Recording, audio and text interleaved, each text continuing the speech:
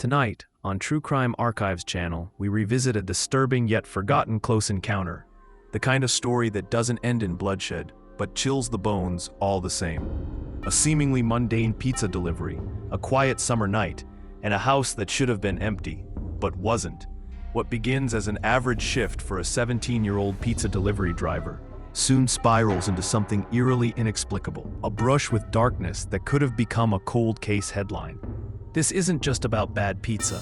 It's about the fine line between routine and real danger, the unknown intentions behind a curtain twitch, and the unexplained presence of undercover officers just seconds before something unspeakable might have occurred.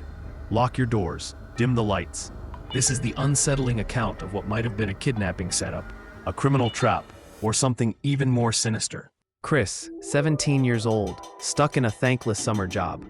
Like many teens in small-town America, he found himself working nights at a second-rate pizza joint on the fringes of his childhood hometown, a greasy corner store better known for its terrible food than for its service.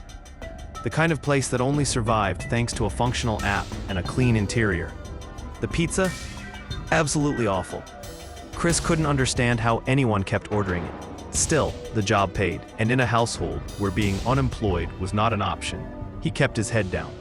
The shifts were long, the orders infrequent, and the delivery car barely made it up hills. But at least it wasn't his own. It was the kind of dead-end job that breeds boredom. But on one humid summer night, boredom gave way to something darker, something inexplicable. The shift was dragging. Chris was restocking drinks in the fridge when the tablet buzzed. A rare ping for an online order. He noticed the toppings first, sausage and olives. The olive part stuck out. They almost never used olives. Then came the address, remote, isolated, and far outside the usual delivery zone. Normally he would have rejected it without hesitation. But Russell, his laid-back 30-something manager, barely looked up from Reddit and told him to take it. "We haven't had a run in over an hour," he mumbled. That was enough. Chris printed the ticket and grabbed the pizza box. Only then did he notice something odd in the delivery instructions. Park on the street behind the house. Walk through the backyard. Knock on the back door only. Unusual? Yes. Alarming? Not at first. Chris rationalized it. Maybe they didn't want to wake a baby or an elderly parent. Maybe the front door was jammed or under renovation. Plenty of reasons, right? He didn't question it. Not yet.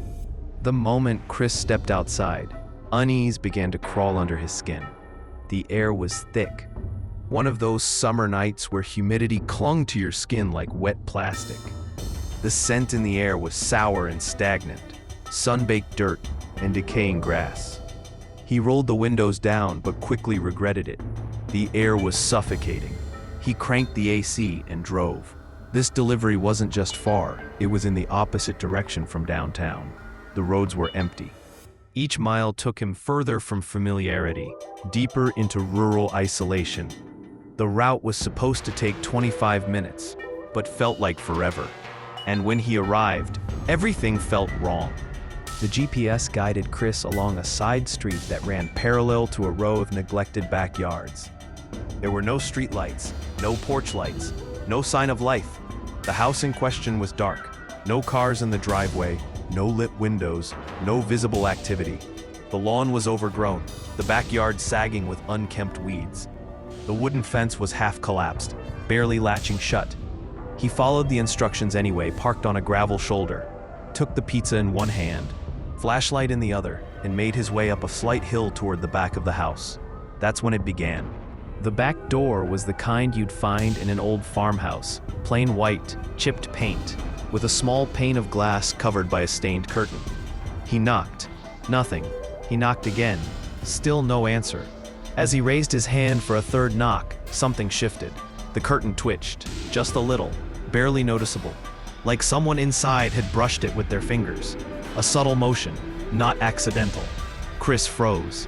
He waited. Whoever was behind that door never opened it. That's when two unmarked cars appeared, headlights flaring briefly as they stopped near his vehicle. Silent, sudden.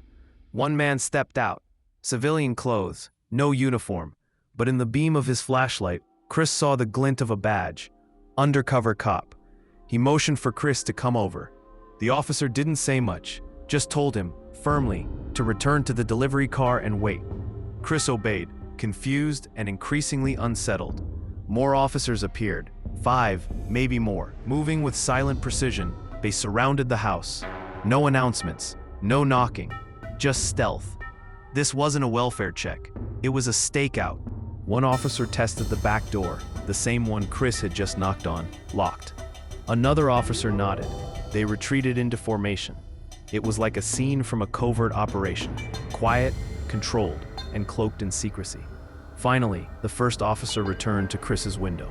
He looked at the untouched pizza on the seat and sighed. He didn't say much, only that there was an ongoing investigation involving the property. The timing of Chris's arrival had coincided with the officers repositioning their vehicles. They hadn't expected a civilian. Chris offered up the order information. Name, Jerry. Address listed. A phone number was attached. The officer took it down and instructed Chris to leave immediately. No explanation, no further details, just a warning. On the drive back, Chris processed what had just happened. He'd been sent to a dark, abandoned house, through the back no less, and told to knock on a door that led to silence. Inside, someone had moved the curtain, but never spoke, never opened the door. What was waiting for him inside, and why had the police let him walk that close? By the time he pulled back into the parking lot of the pizza joint, the implications were sinking in. If the police hadn't shown up when they did, what would have happened? Was the pizza order a coincidence?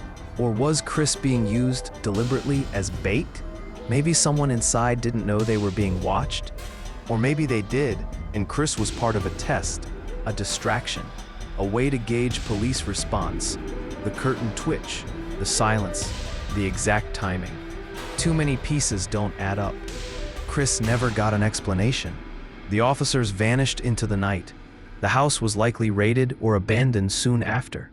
No charges were ever mentioned.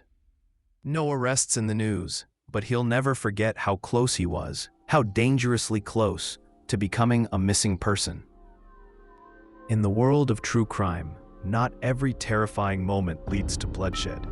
Sometimes it's the brush with the unknown, the what could have beens that haunt us the most. Chris was lucky, or maybe protected by timing. But the eerie truth remains. Someone ordered that pizza, someone stood behind that curtain, and someone or something was waiting behind that locked door. We may never know what was going on in that house, but one thing is certain, it was no ordinary delivery. If you found this story chilling, hit subscribe and turn on notifications for more real-life mysteries, criminal near misses, and true crime encounters that leave you questioning what really goes on behind closed doors. Now we want to hear from you. Was this just a strange coincidence? Or was Chris part of something darker? Maybe even a criminal operation unfolding in real time? What do you think was waiting behind that door? Tell us in the comments below. And as always, stay curious, stay cautious, stay safe.